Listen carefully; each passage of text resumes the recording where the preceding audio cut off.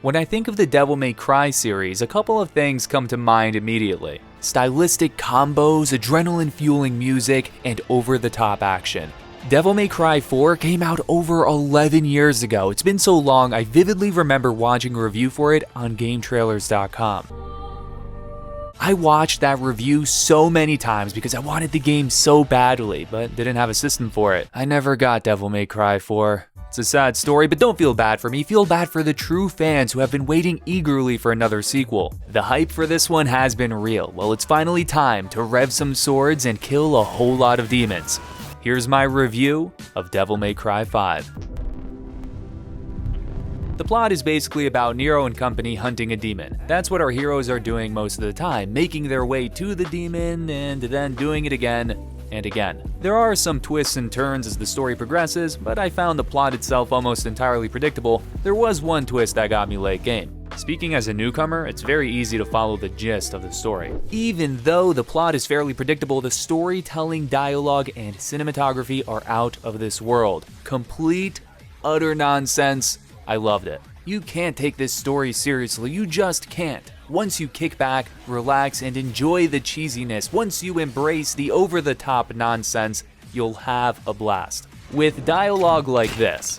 Who brought the marshmallows? 'Cause I'm bringing the fire. And scenes like this.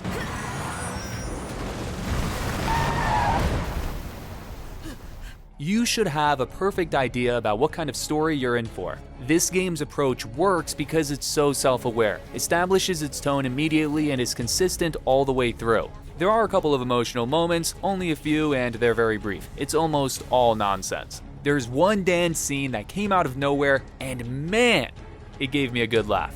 I liked all of the characters. I played this with my brother and we were cracking up at these characters and how extreme they are. Like V here. This guy is way too cool. Don't worry. I'll be gentle.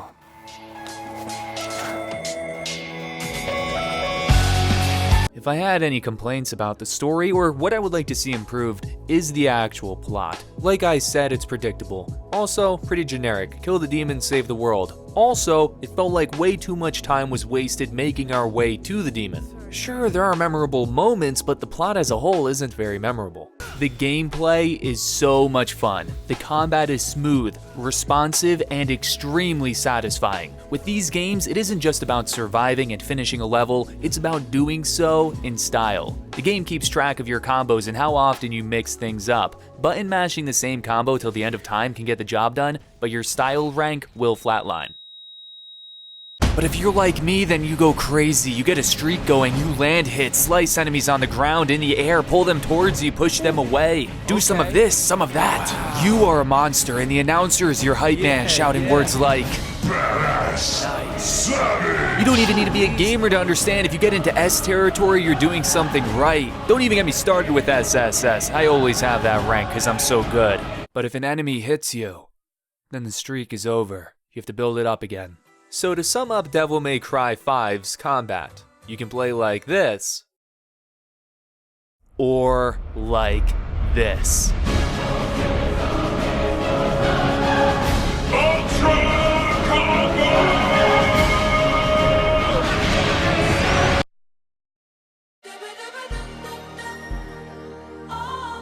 How does the game stay away from repetitive territory? I'm so happy you asked. Let's break it down as simply as possible. There are 3 characters to play as. Each one has a very different style. V is a long-range cool kid that attacks with demon animals, while Nero likes to get up close and personal with his sword and robotic arm. There are also a bunch of different arms you'll find for Nero that spice up the gameplay. Sometimes you can choose which character to play as, other times you can't. I found there's enough change in the pace to keep the experience fresh. Each character has different upgrades. I enjoyed upgrading my characters, and with each upgrade, there was a new combo, a new skill to learn and master. To get the best rankings, it'll require skill.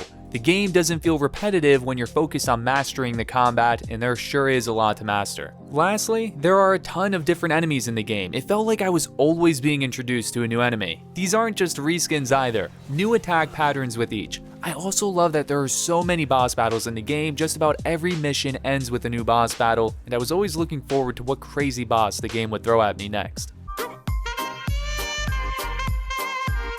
There are 20 main story missions and 12 secret missions. Once you start the game, there are 2 difficulties to choose from. Taking my time, it took me 12 hours to beat my first playthrough. At the end of every mission, you get a ranking. Every mission can be replayed, which is awesome. For one, if there's a specific level you enjoyed, you can jump back into it. 2, if you care about the rankings, there is going to be a ton of replay value for you here. Another thing that adds to the replay value are the different difficulties you unlock for beating the game. If you want a challenge, this game has you covered. But even if you don't want much of a challenge, you just want to enjoy the visual spectacle, don't worry.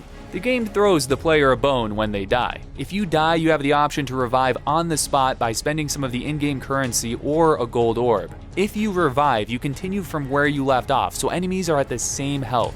You don't need to start over. This is a fantastic option. It makes the game very accessible. There are a couple of missions that feature the game's online cameo system, so sometimes you'll randomly see other online players. Can't say it impacted my experience in any way. Just don't expect traditional online co-op. Once again, Capcom delivers a beautiful looking game.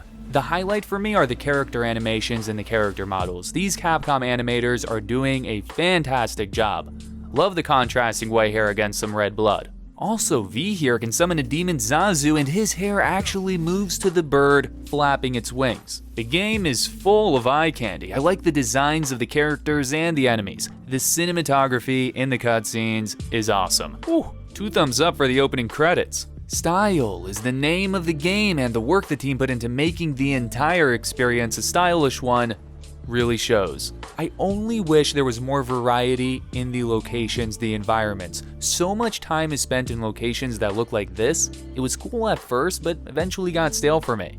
And as a whole, there weren't a lot of memorable locations. There's so much creativity at play in this game that I love. Like the enemy designs, they look fantastic, but the environments, though not a huge focus, are pretty dull.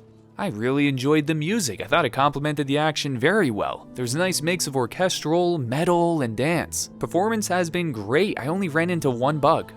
Devil May Cry 5 is a very fun, wild ride, and it's full of heart.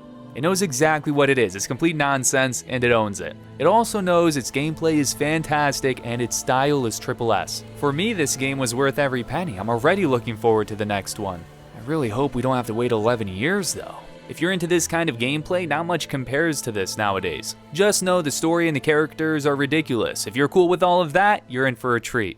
I gotta say, round of applause to Capcom. They've been doing a fantastic job. But those are just my thoughts. I would love to hear yours. Let everyone know what you think of Devil May Cry 5. I hope this review was helpful. I hope it was enjoyable. If you have any questions, feel free to ask. I'm here to help. And of course, thanks for watching.